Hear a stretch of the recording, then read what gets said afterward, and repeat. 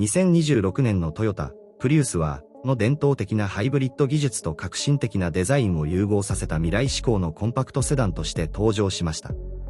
初代モデルから進化を重ねてきたプリウスは、今回の新型でも、トヨタの最新技術を惜しみなく取り入れさらに洗練された形で登場しています。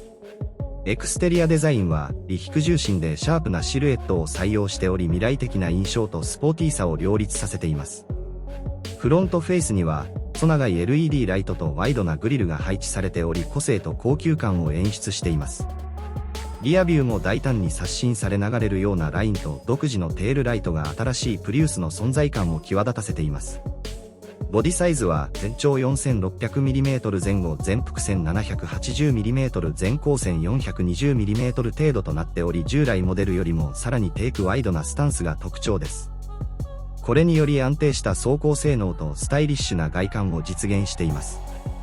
インテリアはミマルかつハイテクな雰囲気でまとめられており、センターに配置された大型のインフォテインメントディスプレイとデジタルメーターが近未来的なコックピットを作り出しています。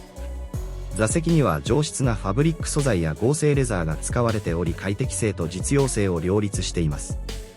新型プリウスには、トヨタの第5世代ハイブリッドシステムが搭載されており、1.8 リッターまたは 2.0 リッターのガソリンエンジンとモーターを組み合わせたモデルが用意されています。